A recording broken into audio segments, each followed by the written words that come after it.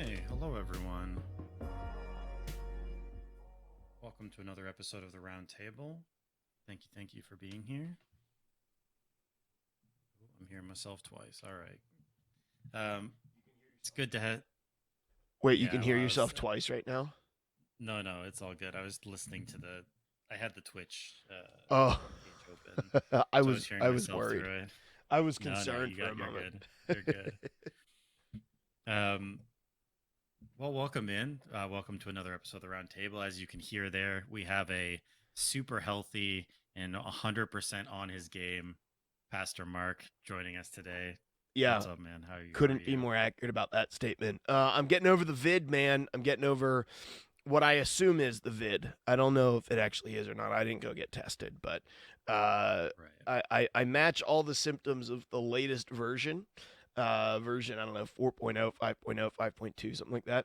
right. I matched all the symptoms last week, so I'm kind of I'm getting back on my feet. I go through these just these nasty coughing spells, and so Mm, my whole head is like clogged up, and then I go through this coughing spell, and it all just comes out at once. That's kind of like where I'm at. Either I'm clogged up and I can't blow my nose, or I cough a whole bunch real hard, and then it just like jumbles my brain and releases all of my sinuses at once. And so we're just kind of alternating between those two realities at the moment. It's really great. I that's love it. yeah. That sounds like a good place to be. Yeah, At least, are just you just healthy? uh, as healthy as ever. Yes. No specific ailments, thankfully. That's quite the snazzy background, little backdrop you got there. Is that just on another screen? The It's literally on it's this old TV that my wife and I had, and it's like an old Samsung 55-inch, but Very panels of it have gone dark, like the backlighting went out in like different chunks of it, and it alternates. So like one day you'll turn it on and two panels on the left will be out and everything on the right's fine. The next day you turn it on, it's just one in the middle. It never chooses or makes up its mind. So we bought a new TV, and I didn't know what to do with this broken 55-inch. So I thought, if we just put like the Lux logo on it, which is dark on each side, we can use it over here. But right now, I just have some like 12-hour YouTube video, which is basically just a screensaver playing on it. So we've been putting sure. different things on it the last couple of weeks just to keep something a little interesting in the backdrop. So that's what's going on there. And if you throw something abstract there, even if the panels go out, it doesn't really matter. It can just be part of it. It can just be part of what it was meant to be anyway. So Yeah, it's a with statement. abstract stuff, it doesn't matter. Yeah, exactly. It It's was a all statement. intentional. Hi, Alexandria. Hi, Uh, Zeph. Hi, Taylor and Hungry Father. Good to see you guys. Welcome in. Glad you could join Hello. us for the live show this week. Doing some roundtable reacts, which Templar's going to tell you about. But Yeah. Well, shout out to Hungry Father. He was telling me all about. I checked out one of his streams the other day, and he was playing Paladins, which is not a game I knew still existed I did until. not know it had any support anymore. No, it seemed pretty good. To be honest, seemed like a more complex, I guess, version of Overwatch. Like more options for like altering your own characters, adding different abilities, and using kind of cards to augment your skills and stuff. It was kind of interesting. I don't know if I'll ever check it out. The Overwatch game format doesn't really appeal to me that much, but Yeah, I don't love it's it. pretty cool. It's pretty cool to see. Chino Mage in Uh, the chat. Hi, Chino. Gino, we're missing you, man. Hope you're doing well. I hope everyone's having a good Friday A as well. good Friday on Good Friday. Good Friday. Good Um, Friday. It's a Sitting here, good Friday. It's what it. No, I'm that's sure that's a song, right? It's got to yeah. be. But you're a good father. It's you're a good father. All It's right, who you that's are. good. It's who you are. Yeah. So it's a good Friday. It's See, perfect. maybe it's the illness, but you got a good voice for that song right now. It's a Because good. the more rasp you throw on that song, it's kind of the better, right? Yeah, yeah. I can channel the inner rasp, but it does help when there's snot pouring down the back of my throat. So Uh, Sure. yeah, it's ideal for the singing voice. Top three worst worship songs. What do you mean? It's just a rinse and Good repeat. Father is a Yeah. top three worst worship song. Yeah, Oh, good, good. Well, it really only says that. Like, it just says, "You're a good, good father. That's who you are. That's who you are." And it just says that on repeat over and over and over again. Good, good father is awful, Cheeto Mage says. He's kind of the expert. Hi, Mr. Shadow. Good to see you. you would know better than I would. I don't know. I don't mind that one, but it's tough to say. I feel like a lot of worship songs are just the same thing repeated over and over, and then Same chords, if same you're thing. in the right if you're in the right space for that, then it's great. And if you're not, then it's not the best. Not the old hymns, Taylor, though. Like, the old hymns, like, yeah, that is one thing the hymns do have going for them. They have a lot that they don't have good going for them. Um, but did full verses and like yeah. actual, there's actually a lot going on there. Yeah, I mean there are some really bad old hymns. I mean, Sure. I feel like we think about old hymns sometimes in this like almost hipster favorability towards the old hymn. And like there are some old hymns that the lyrics are just bad. Like not because they're not good just because they're old, right? There are some legitimately just terrible old hymns, but there's some really good ones too that are excellent. So, Cheeto uh said, "Awesome God" and "Lord, I lift your name on high" are the other two. Our God is an awesome God. He reigns. Lord, I lift your You're name coming after on all the high. What was that? you're coming after like the Sunday school songs, Chino? Like these are all like the ground floor worship songs that I remember learning. Um, New Bethel song that talks about the head of my enemies. That's pretty bad. I didn't know you had such like strong takes on worship music. I actually awesome God believe that is a song that a couple of times throughout my life whenever I was in like cuz I don't remember songs well, but I do remember awesome God. I would like go on a walk and I will just sing that song. And actually Good Good Father's another one of them to be fair, and it's because they're so easy to remember and I'll just sing them over and over again.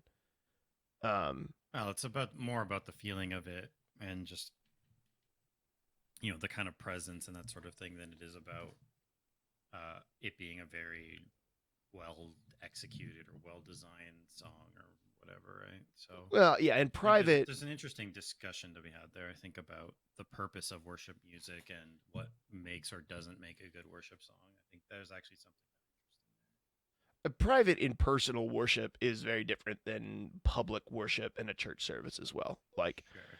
and also, I think that worship leaders kind of get this bent towards disliking specific songs because they become popular and they have to play them every other week for 2 years. I remember watching a YouTube Sure. video of a drummer in a worship band getting so sick and tired of playing the song Oceans. That he just went on like a crazy drum solo in the middle of the worship set, and he just wouldn't quit. And everyone's like trying to finish the song Oceans, and he's just going berserk, and it's actually super super funny. It's a really funny one. So I yeah, can only imagine. I mean, that song was great, and it's kind of tough to say that like a worship song has been too overplayed because there's an intention behind it. And it's not just a pop song for nothing, right? But if ever there was a worship song that was overplayed, it was probably Oceans, despite how good of a song it is. I think if you break it down, at least I think so. But I could definitely see if you were the one having to play it all the time that you'd get sick of it. yeah, absolutely. Hi Bougie, welcome Amazing in. Grace is overplayed. It's, We're just I like disagree with that. we're just I disagree with that. I love how this has become like just slamming old worship songs. I love Amazing Grace, no matter how many times I sing it. But uh, Yeah, it's very good. Well, thank you all for that, and thank you all for being here. This is part of a new avenue that the roundtable is headed down. There are some changes coming. One is here that we're primarily moving to a two-person show. Going forward, we're going to be shifting, and hopefully, my technical abilities allow so that I will be hosting the show. And then it'll just be two people on most weeks. There will be episodes where we'll have more on, but the general format of the show will be two. We're also going to be investing more significantly in the podcast format, making sure that it gets out there consistently. And so we're going to be kind of sharing some of that workload. If you do see the Roundtable podcast, please give it a review on the podcast services that you use. That's very helpful for getting it out there. And really, well, all of us had this idea to kind of grow it. And I had a kind of vision for where the roundtable could go. And I'm excited for what's going to come. There's going to be more reaching out to other people in the community to possibly help out with things. But I think it's headed in a good direction. And this is one of them, which is Roundtable Reacts. And this isn't always going to be done live. There are going to be times where, if a new trailer drops, a couple of us might off air record our reaction to it and then post it and hopefully get some discussion going, get some interest in the server towards new things that are coming out. And there's also going to be roundtable reviews that we're going to be coming out with, which again, sometimes will be done live and sometimes will be done off air. And they'll be posted on the YouTube channel or as maybe as small podcast episodes.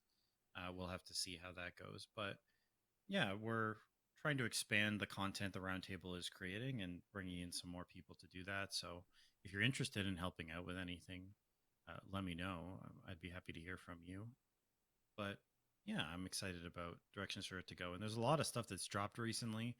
So we thought this was a good time to jump into it, some Roundtable Reacts and see what's coming out. Are we excited? Are we not excited?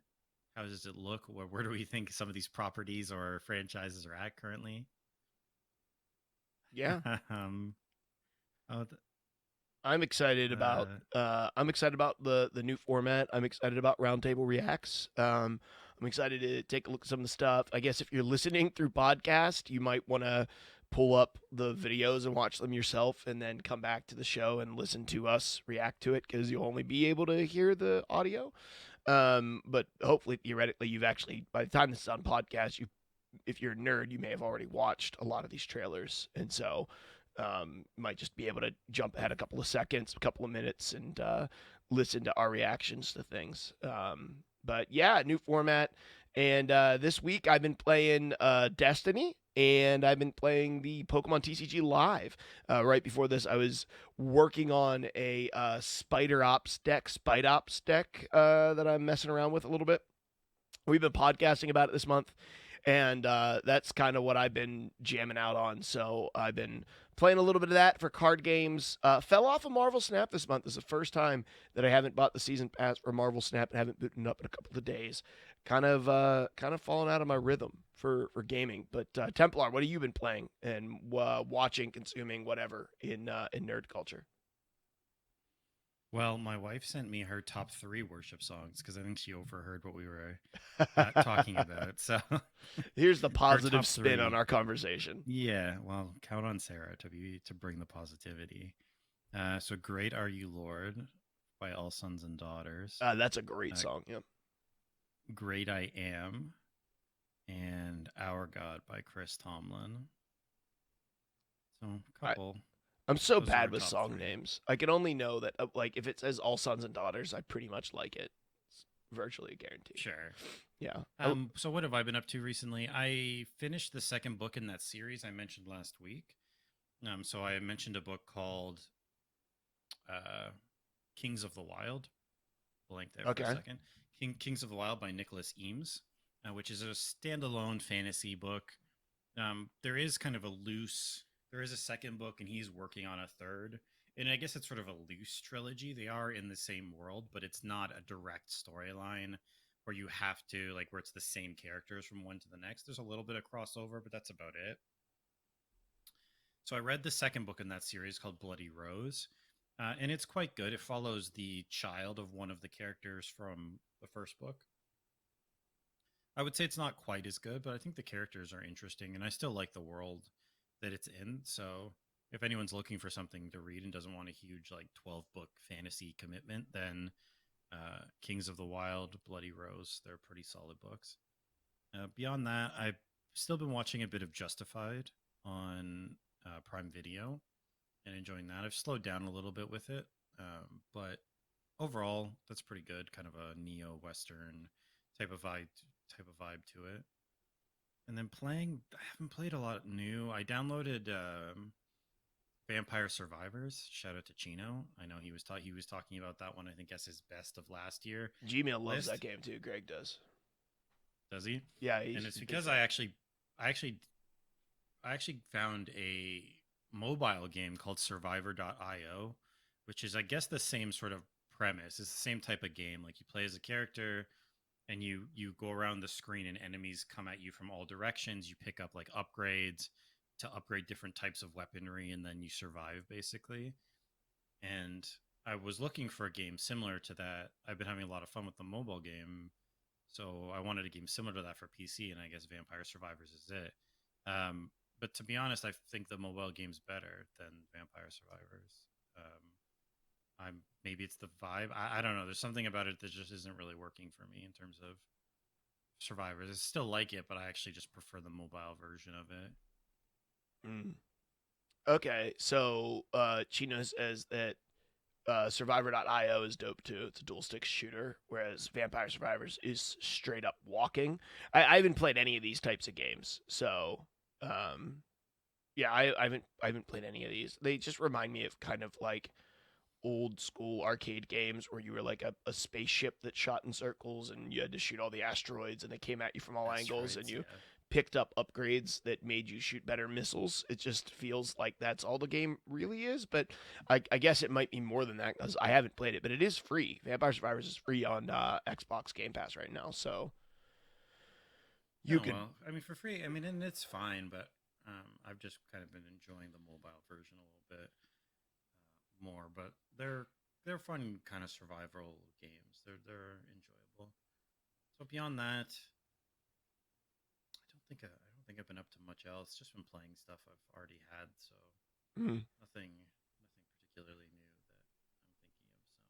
So yeah, I yeah, think that's it.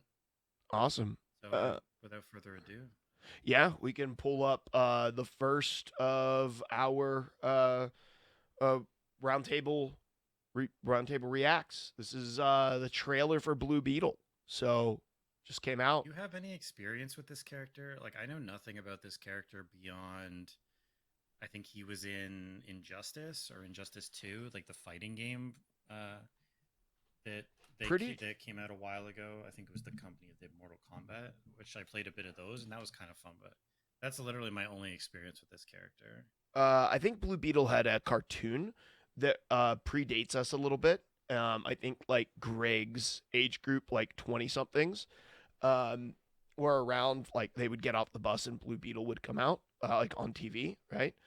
They talked about having a Blue Beetle and Booster Gold movie for or a series for quite a while. Disappointed they just went with Blue Beetle.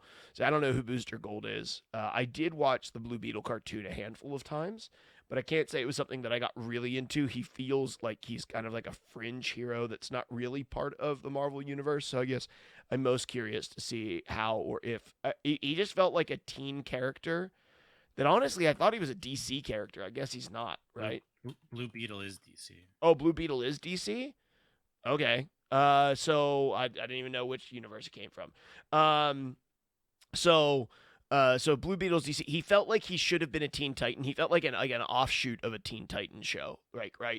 Where he Hmm. probably should have just been a Teen Titan, but I don't know if he ever really was a Teen Titan, and he's just kind of like I'm trying to think of like a good example like inside of the Marvel MCU that would kind of fit that, right? Where he's kind of like he almost doesn't really feel like he's part of the universe as a whole. He just kind of feels like he's kind of like his own thing, and he should have fit into to Young Justice or Teen Titans, but I don't know that he ever really joined up. But um, so a Yeah, different Blue Beetle I don't know what shots. to make of him. He seems like his vibe is like teenager, like a little bit more of Mm-hmm. like a Spider-Man type of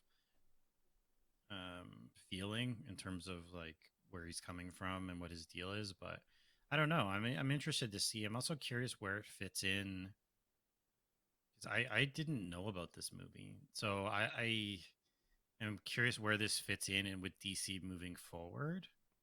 Well, let's Because watch it. everything. Yeah, let's check it out and see. Let's check it out. Excuse me, Mr. Reyes?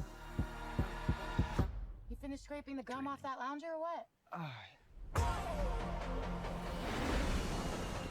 Everything right now feels so out of reach. You always land on your feet, bro. You're Jaime. They don't get out much. I just want to rock. Jenny? Guard the habits in your life, but do not open it. You went in to get us jobs, and all you brought back was a hamburger? Okay, I don't think it's a burger. You haven't looked? What the hell is that? How did you get it to do that? I think he likes me.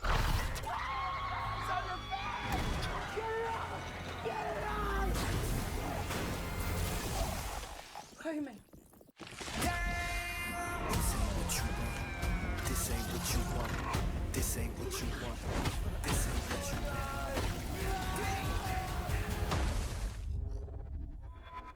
What the?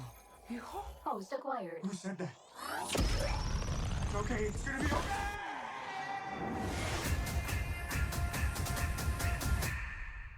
Oh, space. Re-entry systems ready. Wait, no! This ain't what you want. This ain't what you want. This ain't what you want. What is going on? I just wanna rock. It's called the Scarab. It's some kind of world-destroying weapon. It's designed to protect its host. This ain't what you want. Sometimes it does what you want, and sometimes it doesn't. Body out of I think I cut a bus in half. The Scarab chose you, but it belongs to me. The low you feel for your family makes you weak. I just wanna rock. You don't kill my dog, stand on my money, don't know my side. The universe has sent you a gift, and you have to figure out what you're gonna do with it. That's my heart. 1, 2, 3, 4, throw up to 5. Whatever you can imagine, I can create. Let's party. Nice choice. I just wanna rock.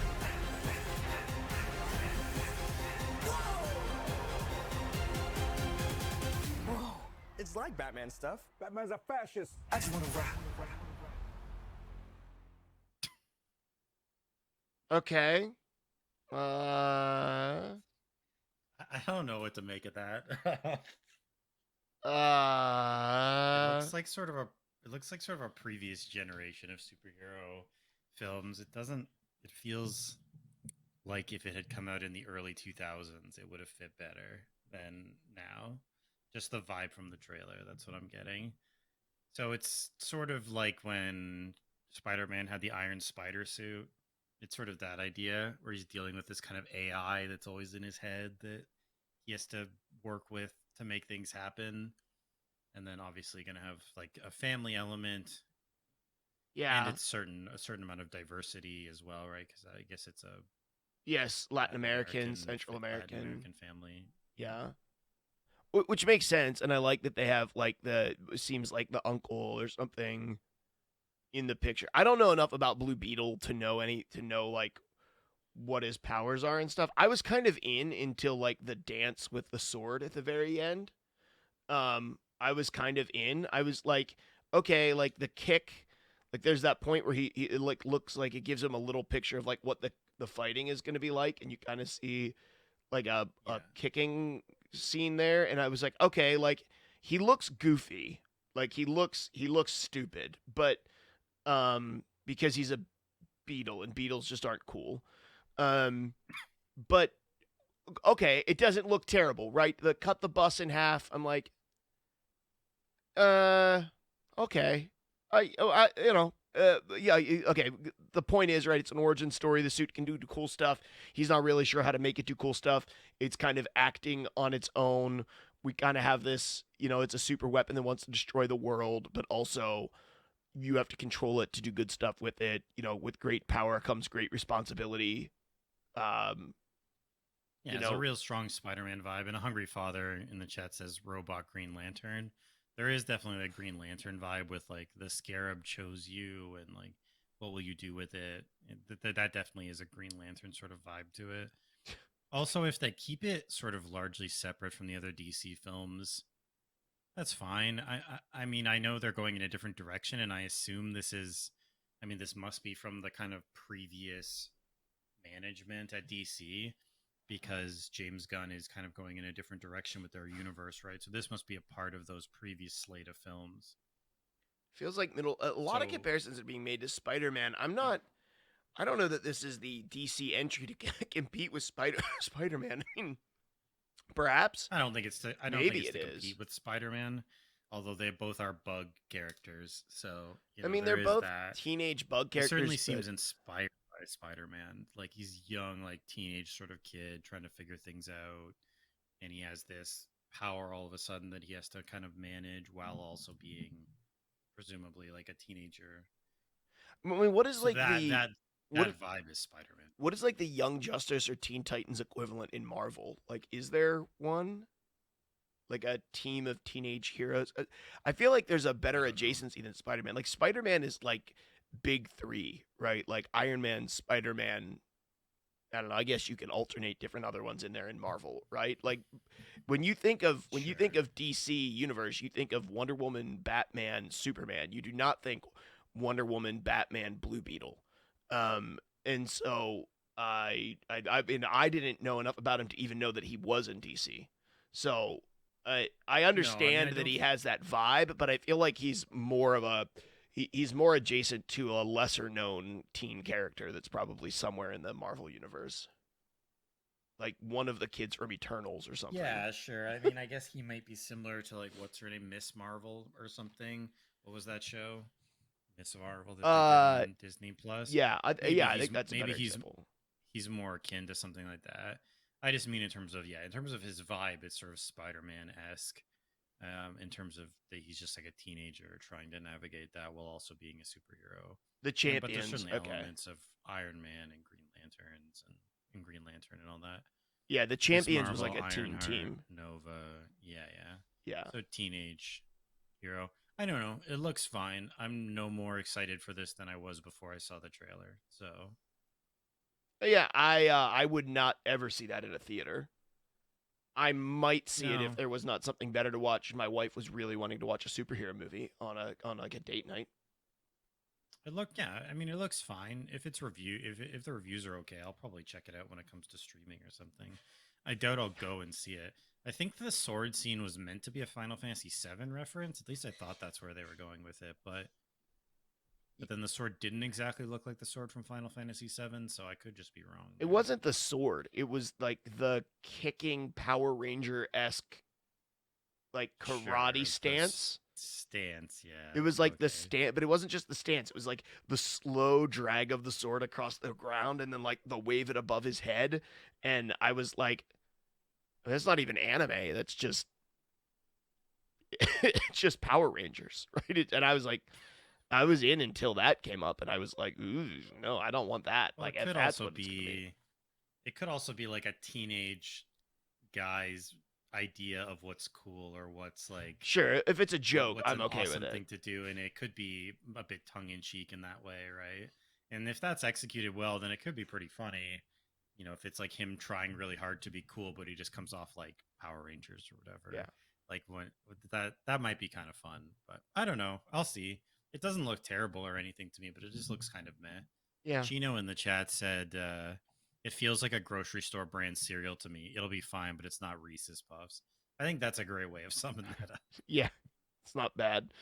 That's well said, Chino. This is a weird character for the live action movie. He would be a better character if they did a Teen Titans movie and added him in. Yeah, that makes a lot of sense to me. Maybe that's the direction they want to go. I don't know. They might want to eventually do a Teen Titans movie.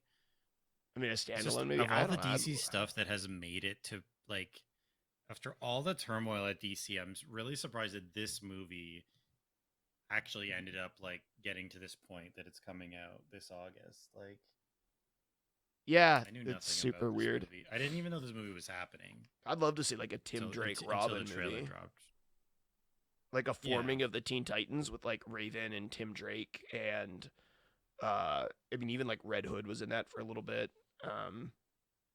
But I don't want to be introduced to the Teen Titans through Blue Beetle. Yeah, Tim Drake movie would be amazing. Tim Drake's a fan-freaking-tastic character, and there's so much that you could do well with him.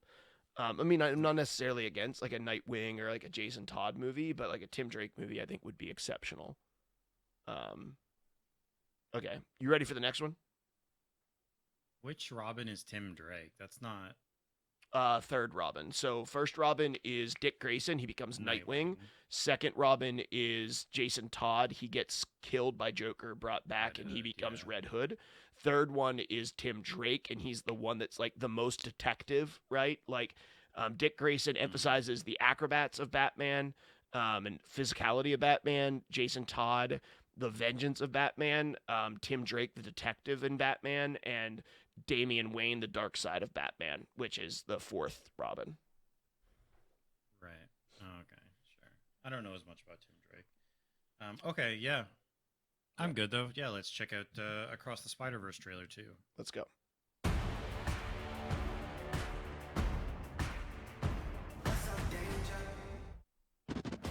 My name is Miles Morales. I'm Brooklyn's one and only Spider-Man. And things are going great. Oh, yeah. You were supposed to be here at 5. All right, whatever. Whatever. Wow. Whatever? So are you like a cow or a Dalmatian? I am the Spot. It's not funny. Don't do that. Miles's grades are pretty good. A in AP Physics. That's my little man. And a B in Spanish. What? Ooh, okay. Miles. Are you trying Mira, to eso es kill imposible. I gotta go. All right, bye. He's lying to you. And I think you know it. What's up, danger? Miles! Want to get out of here? Oh, when? So wait a minute. There's an elite crew with all the best spider people in it? Who's the new guy? This is unbelievable. This is the lobby. Miguel O'Hara. The whole thing was his idea. What's a guy gotta do to join this spider team? You can never be part of this. Don't even get me started on Doctor Strange and the little nerd back on Earth 1999-99. Come on, go easy on the kid. He had a terrible teacher. Peter! Miles! Mayday! You have a baby? I have a baby. I'll take it from here. Miles, being Spider-Man is a sacrifice.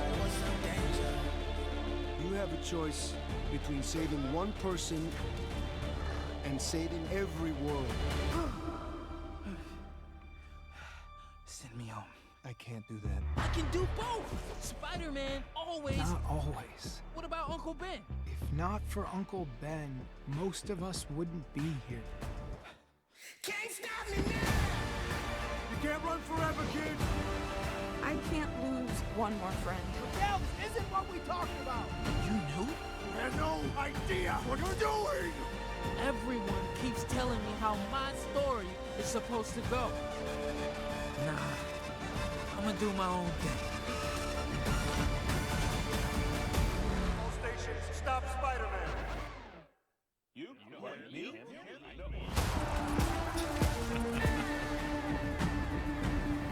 And then I looked at my uncle and... let me guess. He died?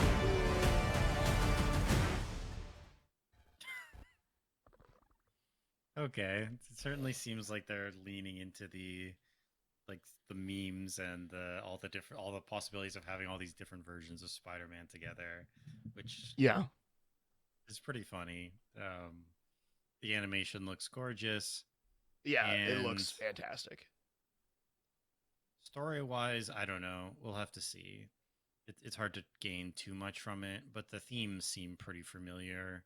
Like, that's a pretty common thing superheroes have had to grapple with, the idea of like the greater good, sacrificing someone to save more people, right? Or more like the whole world, that sort of thing. Yeah, like do you save your loved one, like the quintessential Spider-Man, right? Do you save your loved one, or do you save everyone? Like, what are you willing to sacrifice? That's pretty well-trod territory in terms of themes, so it's more just how well it's executed. And obviously he's going to get into some sort of confrontation with all these other Spider-Men characters. Yeah. And then he'll, I assume, figure out his own way of doing things. But yeah, I don't know. What are your thoughts after? Had you already seen this trailer? I did watch it. Yeah. So this isn't my first time seeing it. 808 Isaiah, by the way, welcome in. I'm hype. And I am too. Like, I'm genuinely excited for this. I loved Spider-Verse 1. Into the Spider-Verse. Across the Spider-Verse looks really, really good. There's some level of concern with like the whole multiverse, 6 billion Spider-Men, and they're all chasing him. I thought it was an interesting take. Like, there's a tremendous amount of the trailer where Miles does not have his mask on. Like, a lot of the trailer. And I wonder if that is just because there are so many Spider-Men in a certain section of this trailer, or a certain section of this movie, that to help differentiate the various Spider-Men is they have a lot of them. They have the main characters without their masks on, it looks like, and they have the other characters with their masks on, like the non-central plot point Spider-Men are all masked, and the ones that are important don't have their masks on. I'm excited to see the Peter Parker come back. I think he's a funny character. I, of course, am really excited to see Gwen back. She's one of my favorite Spider characters, period. Yeah. And I'm pumped to see that. I do think it's interesting to explore. I think that it's overdone, but the teen element of Spider-Man is a really interesting dynamic to explore. And I'm glad to see that they didn't fast forward through his life and he's like this super Spider-Man. Like, he's clearly now battling between getting good grades, showing up to family activities at time, fighting both no name and really hard to beat enemies. And I think that's a good thing. Like, I think that is a really unique and cool part of Spider-Man. So I'm glad that they're keeping that. Yeah, I mean, he's like the Marvel version of Blue Beetle. My gosh. Yeah, I can't do that. Grappling with those same things. Yeah, it looks like and I don't mean this to be putting it down, but it looks like a sort of familiar Spider-Man story, at least in terms of themes in that. So to me, it's just all how well it's executed. And I mean, the first one was awesome. If they can do as good of a job with animation and music, it doesn't matter. I don't even care about the story so much. Like, it's not going to make a huge difference to me. Yeah. I mean, that's going to be done well. The animation and the music in the first one was exceptional. The story was good, although I didn't love the first one as much as many people did. But I still think it's an exceptionally well-made animated film. And I'm sure this one will be good, too. I mean, I think it's Lord and Miller again, who did the first one. I believe it's the same directors. So, and they've basically, I don't know if they've ever made a bad movie, so I'm sure it'll be great. And it looks like, is that Spider-Man? Is it 2099? Is the villain? It looks like, or villain, the anti-hero guy. Yeah, I don't actually know. It looked like 2099, just from the bit I know about Spider-Man. But yeah, I'm interested. What are your thoughts in the chat here? Yeah, we have some people who are father up says for it. Looks pretty good, but I can see it following the typical fight your destiny theme. Mm-hmm. Yeah. Shock says he hadn't seen this version. I'm excited. First movie was so fantastic. Yeah. Yeah, I mean, I think overall the chat's excited about it, right? I think so. That's why I love Spider-Man. The constant struggle to being just a normal guy and a superhero, Bougie says. Yeah, for sure. That is one of the major appeals. So, yeah, nice. All right, moving on. Indiana Jones and the Dial of Destiny. Indiana Jones 5. Here we go. Hopefully no aliens this time.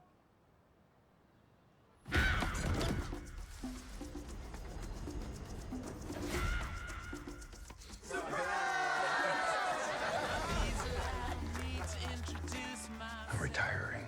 Well, in that case, what are we drinking? Same for the goddaughter. Dad told me you found something. On a train during the war. A dial that could change the course of history. Why are you chasing the thing that drove your father crazy? Don't move. We need to get out of here. Stop! Sorry. Helena! Dr. Jones, get him.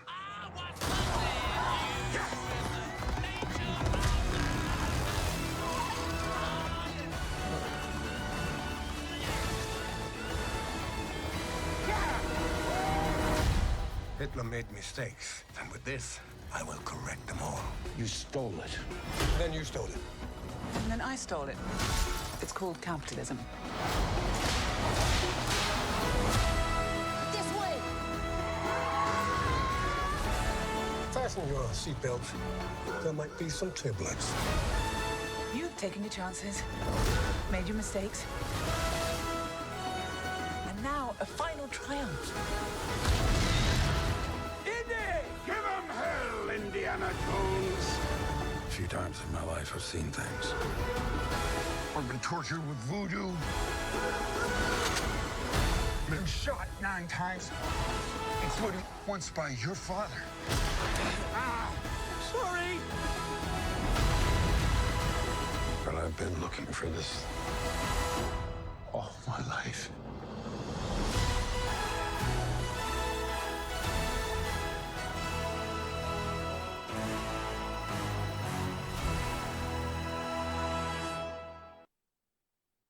Okay. Indiana Jones and the Dial of Destiny. Oh. I don't know. It's like, whatever. I don't. It might be good. I mean, I'm kind of hopeful, I guess. I mean, I like, the original 3 are quite good, and then the 4th one's a disaster. So I don't know where I'm coming at on this. It looks like it's going to be flashing back and forth, and I wonder. It also seemed like there's some like time travel stuff going on. Like he's traveling back in time and then forward again. Like and interacting. I don't know if he's interacting with his previous self or what. I hope they don't go back and forth in time. That would be a mistake. Flashbacks, okay. Time travel never goes well. It sort of seems like that might be it. It's hard to say though. I don't know. This one's really up in the air for me. It's by James Mangold, who directed Logan, and he's done some other things as well. And all of his stuff isn't great, but overall, he's quite a good director. So I'm hopeful that he can make it work. That he might be able to do something interesting here. At least make something entertaining, even if it's not like to the quality of the old 3. Bets on Harrison Ford dying in this, just like he did in that other horrible trilogy. She says, the funny part is, I think I actually like Harrison Ford the older he gets. I find him to be like more endearing the older Harrison Ford gets. I actually enjoy him more and more. I think I've seen the first Indiana Jones and the 4th Indiana Jones. I don't think I've seen 2 or 3. Oh, really? I was 2 never hasn't aged particularly well. Yeah. 2 hasn't aged particularly well, but 3, I think the first and the third one, I think are both excellent. I think those are the 2 best of them. Yeah, I mean, honestly, this doesn't look awful. Like, it feels like it pays tribute to a lot of the previous movies and some of the tropes. So it's, hey, Heather Jones, 1, 2, 3, 4. Thanks for the follow. Hi, Alice. And so I feel like it does do that. Like, it looks like it would do that well. Like, right, it's some fanfare service, which I think the 4th one did the opposite of that in many ways, right? It was like, hey, you guys who loved Indiana Jones ready to be real mad? Here's the Crystal Skull. And that was the first Indiana Jones I ever saw. And I was like, I literally do not understand why people like this. Yeah, that's not a good entry point. No. For the franchise. I was like, Crystal Skull's literally awful. And I think it was even worse for people who had seen the first 3 and enjoyed the first 3 and loved the first 3. And so there's no part of me that's like, oh, I really like a new Indiana Jones. Maybe they can redeem this thing. I don't care if they redeem it because I don't care about any of them.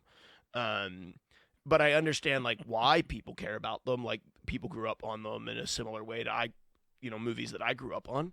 And like the archaeologist trope, has been lived out in Star Wars. It's been lived out in fantasy across the board, right? Like there's D&D games that are created around being able to play an Indiana Jones-esque character. There's classes in Pathfinder that are built around Indiana Jones, right? Like his model is very prolific in a lot of ways. Like the dangerous thrill-seeking archaeologist.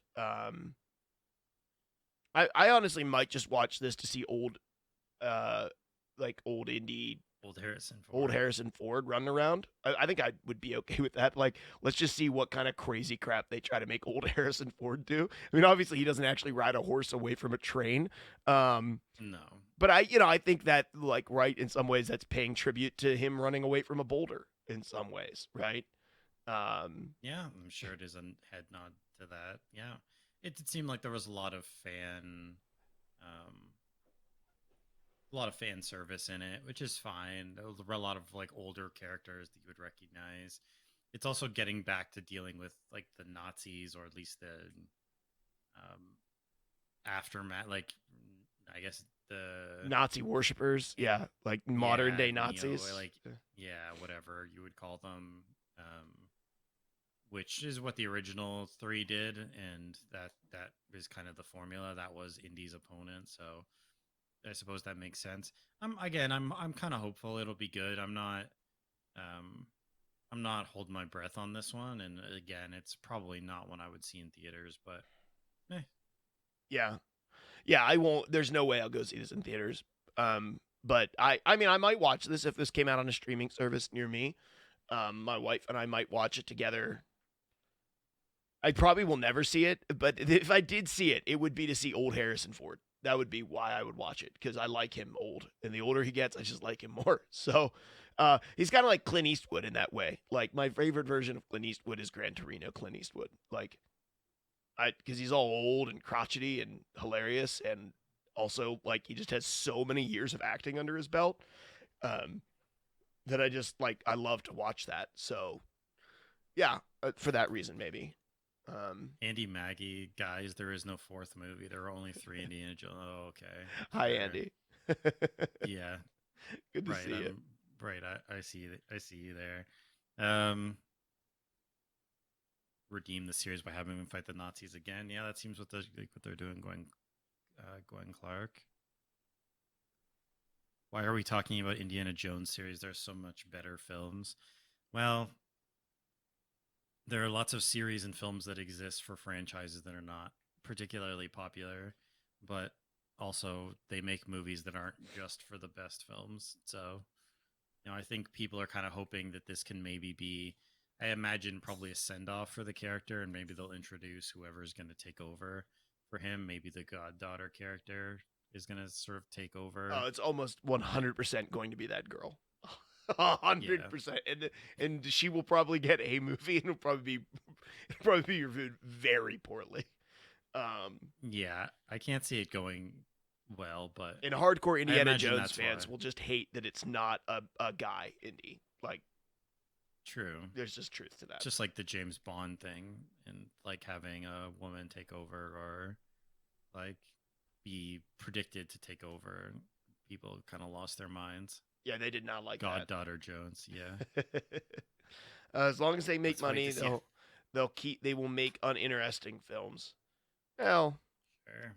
Yeah, I mean, that is a pretty pessimistic But the more money way to look at it. movies make, then the more interesting films they make too, because it's not like the random independent film that makes all the money that studios can like throw at stuff. Disney makes a bunch of like garbage that makes $1 billion, but then they can take some money and throw it at smaller directors to make other, maybe more interesting movies. True. But without those big franchise movies, you don't get any of the money to make anything more interesting. Yeah. Anyway, Ahsoka. So ready? From here, we're going to dive into some of the Star Wars Celebration stuff. But this trailer came out earlier today. Brand new. So let's take a look at it. Something's coming. Something dark.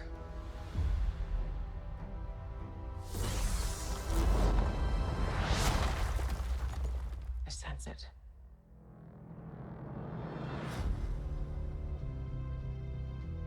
This is a new beginning. For some, war. For others, power.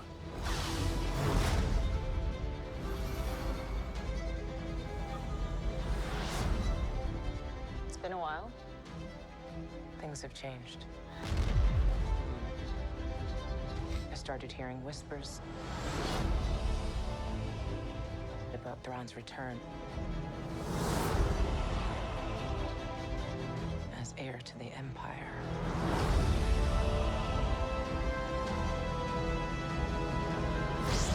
We have to prepare for the worst.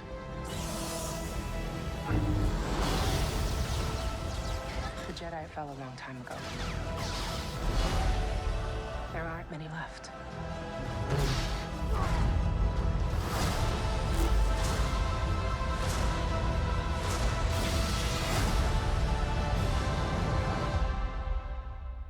Perhaps it is time to begin again.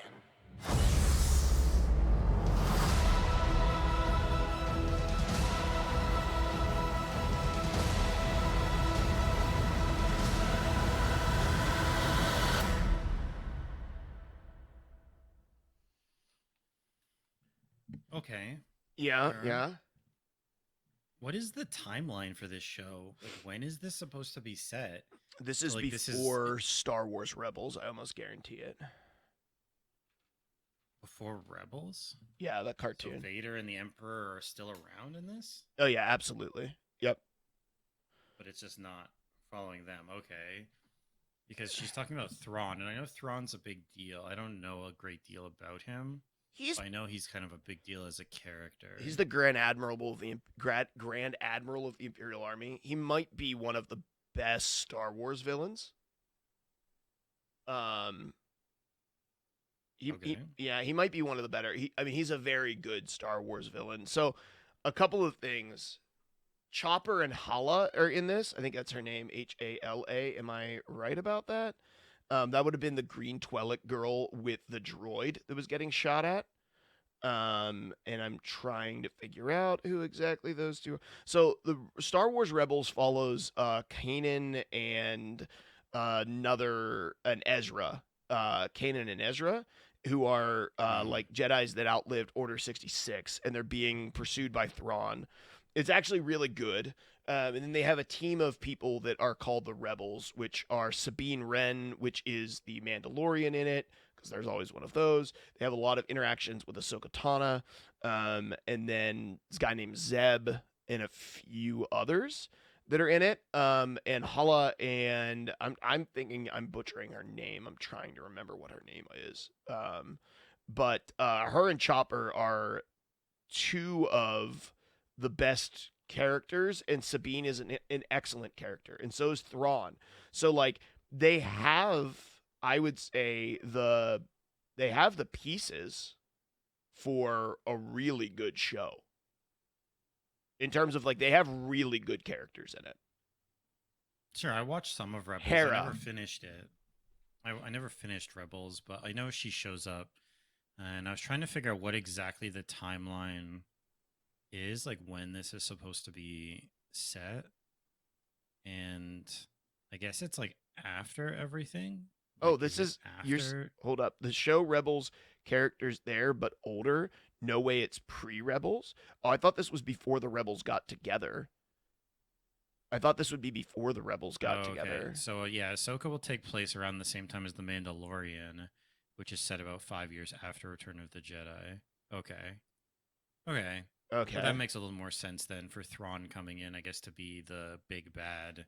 Like she called him the heir of the Empire, so he'll take over. Okay. That clears it up a little bit, at least for me, although apparently the timeline's a bit confusing. I liked Ahsoka's character in Clone Wars. I mean, I haven't watched Mando yet, and I did watch some of Rebels, but not all of it. So I don't have a lot of expectation, but I mean, it looks fine. Nothing about this trailer screams that it's going to be like terrible or anything to me. Ahsoka's a really tough character for me because she is my favorite Star Wars character. And there's so much that I loved about her in Clone Wars and where it left off.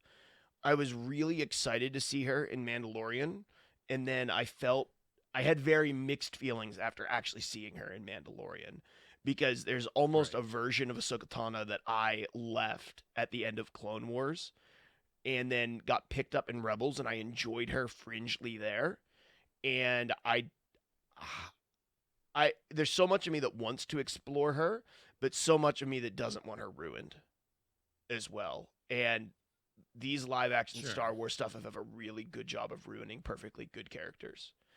And so That's true. it's kind of a double-edged sword for me because it's like seeing my favorite character and then also really despising that I'm seeing my favorite character in the hands of whoever's doing Star Wars right now. Because I just do not trust them. Okay, Heir to the Empire was the book that introduced Thrawn. I wonder how much they're taking from that. Obviously, Ahsoka wasn't in that book. Yeah, I think that's interesting. I mean, there's certain parts of this that I think are cool looking. I mean, we have some like Sith, like ex-Jedi turned Sith in it, which I think is interesting. I think Thrawn is a really interesting villain. He's a really dynamic villain, right? He's not just like a vengeful, hateful Sith that you just, I've had enough of that. I really love that we're going to see Sabine in this. She is one of my favorite characters. That's Sabine right there. I feel like they even chose a good character to play Sabine. I think that she's just really cool. And honestly, Hera and Chopper are awesome. I'm looking for where they are in it, but Hera and Chopper are really cool characters. There's Hera there. And so I am really excited to see that. I think one of my parts in the trailer that I just didn't like was actually like right here in the beginning where she throws the lightsabers into the ground and then force spins them in a circle to cut a hole in the stone. And I don't know. That makes me nervous. I don't know. That scene just made me uneasy. I'm just happy to see that lightsabers can still cut things because that has been in doubt for some time with Disney's taking over of things and creating content with lightsabers. It seems like they lost the ability to cut anything. So it's not a bad start to at least show that they can do that. So, hey. Gwen says Star Wars is probably the wrong franchise for you then. Yeah. Yeah, they have a strong tendency to destroy things that I love. I'm hopeful. I'm hopeful it'll be okay. It doesn't glare as I like Rosario Dawson, and it doesn't strike me like Obi-Wan or something like that. That kind of looked bad from the outset. I didn't think Obi-Wan looked bad from the outside. I was really optimistic about Obi-Wan, and maybe that's why I was so hurt by it.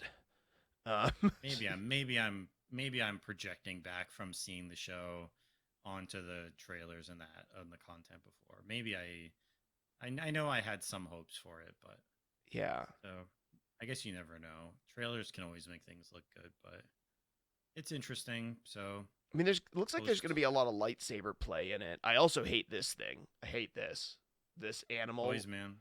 Whatever this is, I hate this stuff. Is part of it. They're gonna sell a bunch of those stuffed cat things, whatever it is. Cat with a frog mouth. Yeah, cat with like a fish mouth or a bird mouth or something on it. Yeah, I don't like that thing. I mean, they always got to have some random cute thing that they can turn into a toy to sell.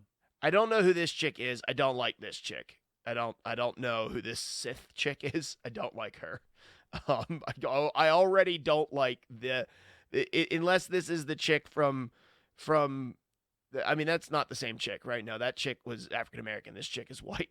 I'm not in on it. I'm not in on it. From Obi-Wan. Yeah, I'm getting the same type of vibe that it's another like Inquisitor. Yeah, quit giving me angry female Siths. Like, stop it. I don't want these anymore. Yeah, I'm good. Let's try to make it. There's so many races in Star Wars. Like, why do I have angry woman Sith Lord and then angry man Sith, like wherever he is? Like, I don't. This guy. Why do I have like fatter, like old Ben? He's just old Ben with broader shoulders and he's a Sith. Like, I don't need him. Don't give him to me.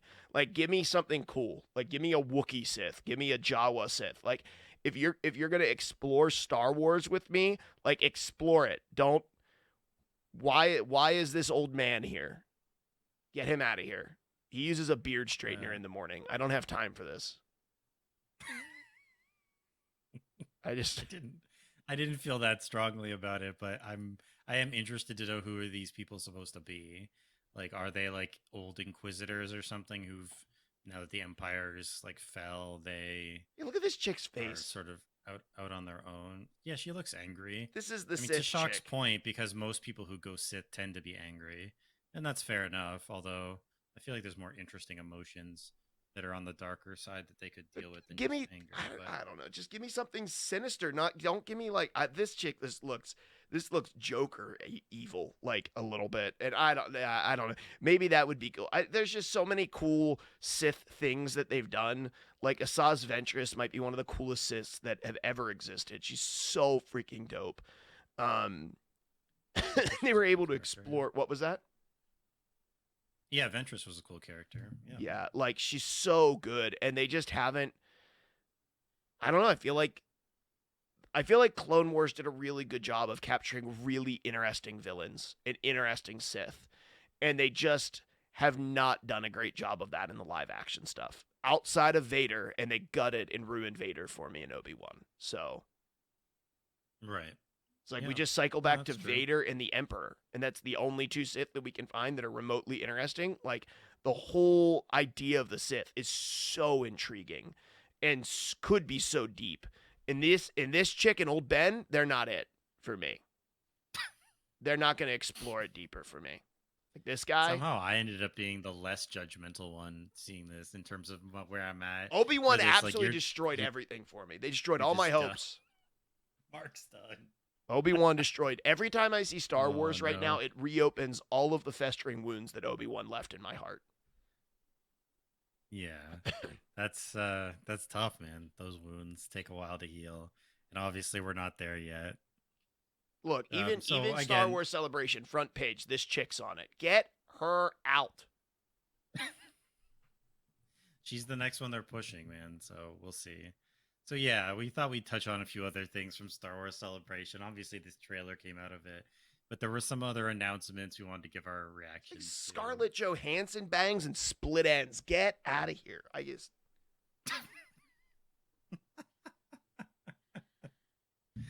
Oh, Mark's going in on this. He's just like, just already ready to be done with this show, and it hasn't even come out yet. I don't know. Okay, well, what's the news? I would think episode 7 to 9 would have destroyed you long before Obi-Wan Bougie says. Mark loves episode 7. That's his favorite Star Wars movie, or at least it was. I do love Star Wars episode 7. I don't mind 7 either, honestly. I hate 8. 8 and 9 are bad. Hate 8. 7 is okay. Okay. And 9 was actually a little bit fun, which 8 was not fun. So Lando's getting yeah, go ahead, sorry. Yeah, Lando's solo Star Wars show is still happening. Okay, is this shooting off from Lando in Solo, the movie? I guess. I think it's that form of Lando. I'm careful. Yeah, it's definitely that Lando. Yeah, it is. Okay, so it's what's his name? Childish Gambino. He was in Community. Yeah, he's really good. I like him actually. I actually really like him in Solo. I still haven't seen Solo, but he's great. He's great in Community, and he's good in basically everything I've seen him in. He was in one of the Spider-Man movies, I think, and he was pretty funny in that, in sort of a small scene. So I'm hopeful for this. I don't know when this is coming out, but I think Lando is an interesting character to do as another sort of smuggler, sort of underhanded kind of anti-hero type. Mm-hmm. I think there's some interesting stuff they could do with him, and I like the casting. So I'm glad that they're sticking with that version of the character, not just creating something new. Star Wars expanding its timeline. I feel like their timeline is getting more and more complicated. When I was trying to look up when Ahsoka was set, I just kept seeing articles about like how they keep messing with the timeline more and more to try to make all this stuff fit together. I guess because they need everything to cross over from one property to another. They're worried about because they want Ahsoka to come through and they want it to come from Mandalorian and whatever. So yeah. Interesting, the Mandalorians like becoming their linchpin, that they're like moving everything around on that axis right now. It's other than what there's the Bad Bunch, I guess, but like other than that, what other good stuff has there been from Star Wars content? So they have to run with the stuff that they've already that's popular, which is just Mando, really. Yeah, and that has as much to do with the fact that people just love the concept of Mandalorians as anything else, I think. Yeah. And I haven't heard great things There are good about Mando episodes. season 3 though. I heard horrible things from everyone except one guy that I met that was working at a barbecue place that liked my jacket that I have on, and he said he was probably 17. He said that he loves it. That's the one Well, good. I mean, So I can't argue with that. So 17-year-old barbecue worker. If he's a, he's a I've busboy. probably been misinformed then. Yeah. Star Wars So Visions Volume 2. Did you watch Volume 1 of this? I watched some of it. I didn't watch all of it. It looks like I did watch the one that the image is. I think the first Star Wars Visions episode is like a Ronin episode where it's like this. It's the one I watched. It's sort of feudal Japan, but Star Wars like combined, and he plays like a Ronin Jedi, I guess. I don't know if he's a Jedi or a Sith, but he helps a town, and it looks like the same sort of style. I watched a couple of the other ones. I thought in general I wasn't really into them, but that one was very good. Yeah, I thought that was cool. It was cool. Yeah, I liked the vibe of it. Star Wars Young Jedi Adventure. I hate this. Like a kid show. Nope. That's a kid's animated show. That's whatever. That's not for me anyway. Yeah, okay. Maybe it actually is a good thing because maybe this will get my daughters to like Star Wars. There you go. Okay. Set them up for heartbreak. Yep. Ahsoka. We talked about Skeleton Crew. I don't know what this one. What is this one? Director of the 'Cause they latest released Spider-Man trilogy helms this show, starring Jude Law and a group of kids set around the same time as The Mandalorian. Once again, Mandalorian. Not much is known about it yet, but Watts has described it as a throwback to an 80s Amblin movies, like the Goonies. Amblin is Steven Spielberg. Okay. Steven Spielberg's production company. Yeah, the Goonies, Everything, Everywhere, All at Once. Oh, the director is the guy who did Everything Everywhere All at Once. Interesting. That doesn't tell me much about it. I mean, they're setting it in the same timeline as The Mandalorian. Is that because he's going to show up? Oh, like, no, is that what they're doing? So the director is John Watts, the guy who did the Spider-Man trilogy. They're saying it's akin to movies like The Goonies and Everything Everywhere All at Once. So it's kind of like a coming of age. Everything Everywhere All at Once. That's interesting. That's an interesting connection. How do you hate Mando season? I hated Mando in season 1. I don't want to test season 3. Oh, bougie. He didn't like Mando season 1. Oh, okay. That's a bit of a hot take. I've heard a lot of good things about the first season, at least. I think maybe the first 2. I just haven't heard a lot of good things about the third. It's a barbecue guy. Andor season 2. Okay, sure. We have yet to do an official roundtable episode on Andor. I still have to finish it. I was gonna say, how are you making out with Andor, man? I'm sitting 5 episodes deep. I'm still sitting 5 episodes deep. It's a little slow. I only watch it when I'm sick and my wife's in bed. Well, you're sick now, so hey, maybe you can watch a couple episodes. I should watch it now. I should watch that and The Bad Batch like this weekend because really freaking want to watch The Bad Batch. I'm at the point now where I really only trust whoever's doing this Star Wars animated stuff. Like, it's the only. Although I will say this: everything that I've watched about Andor season 1, the first 5 episodes are freaking great. They're actually really, really good. Andor's good. Yeah. I mean, at this point, who knows whether we're actually gonna? Maybe we'll eventually do like a show talking about it. Maybe when something else for season 2 comes out. But no, season 1's great. We never did official reviews, but I like season 1. It's not exactly my vibe. Because I'm not super into like political intrigue, spycraft stuff. I love that, yeah. And that's a lot of what it is. But if you are into that, then I think it's great. And I thought it was very well made. And I was into it despite that not really being my vibe of a show. So, yeah. Star Wars The Acolyte. So set in the later days of the High Republic, the show from Russian doll creator Leslie Headland will be a Star Wars mystery focusing on the former Padawan who teams up with her Jedi Master. Cast includes Squid Game's Lee Jung-jae. I'm not going to even pronounce the rest of these names. And Chewbacca actors into this as well as a Wookiee Jedi. I mean, Wookiee Jedi, count me in. I'm up. Yeah. Like, weren't you just saying you wanted a Wookiee Sith? So yeah, I take a Wookiee Jedi. That might get you part of the way there. The cast is interesting. Yeah, so that's the main guy, the guy in the middle there. That's the main guy from Squid Game, which was the South Korean Netflix show, which kind of took over for a while. It is a really good show if you haven't checked it out.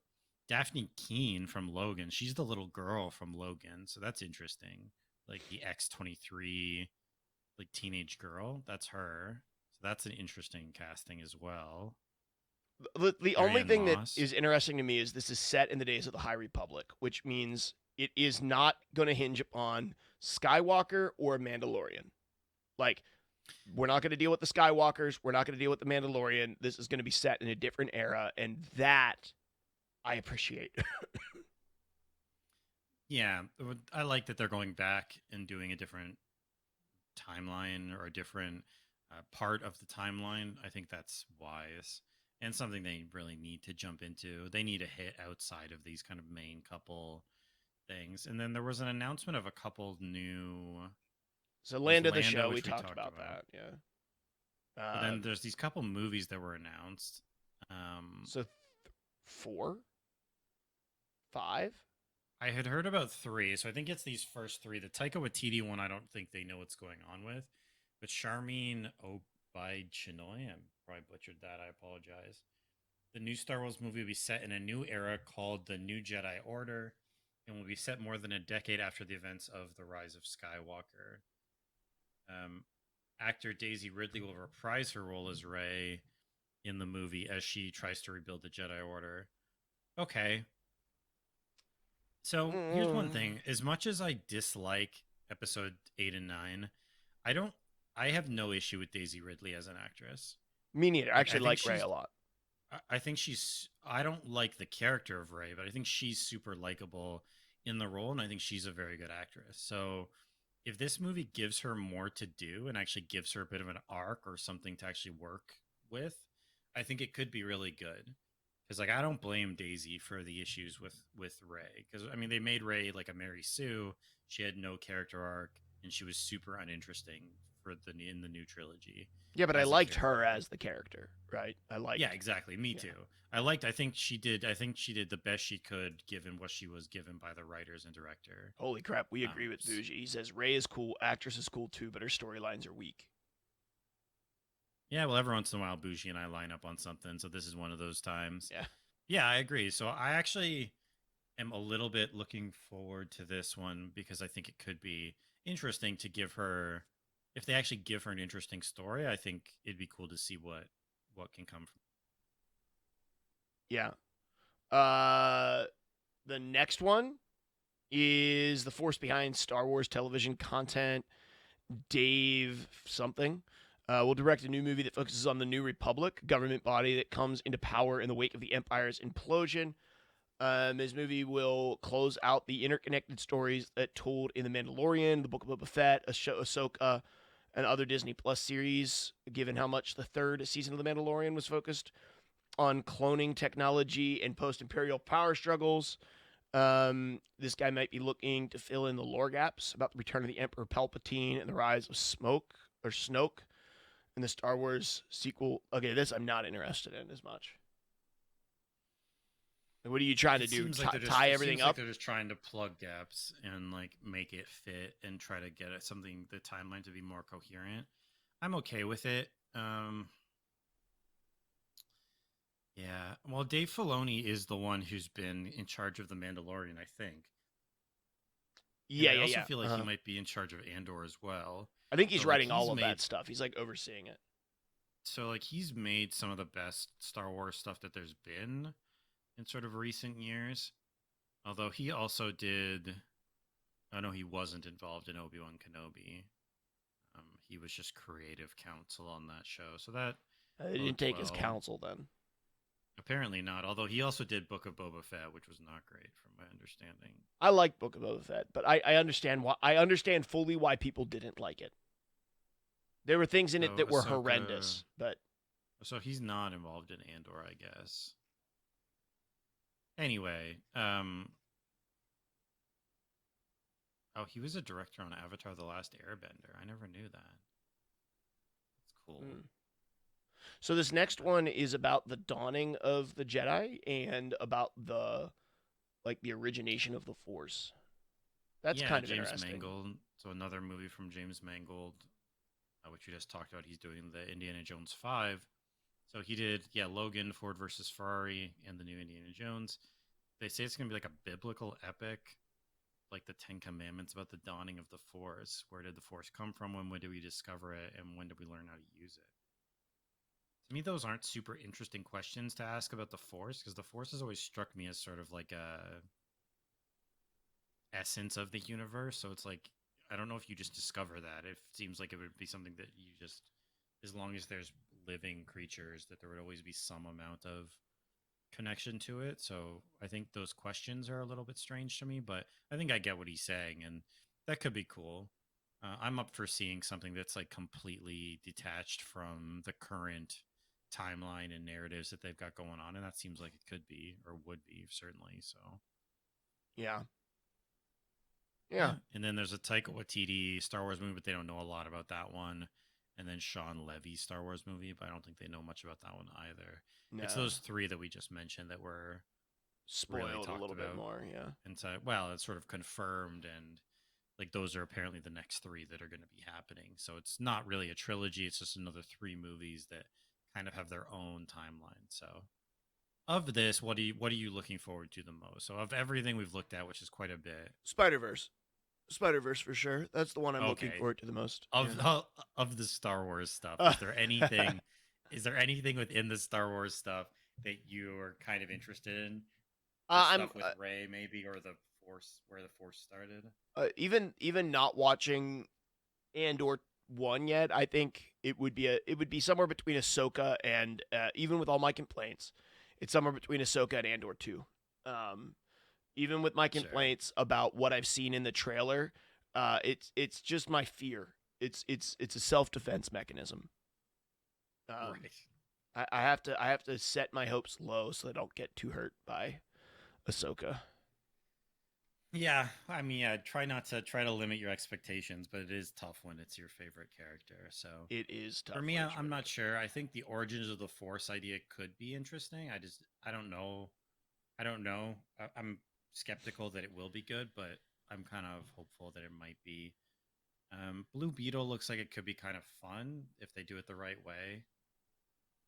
And then Spider-Verse, I'm sure, will be very well executed. So just have to see what the story's like. But I'm sure everything else will be top notch on it. So yeah, I'm not too worried about that one. That one I'm pretty confident is gonna, if not live up to the hype, at least be excellent either way.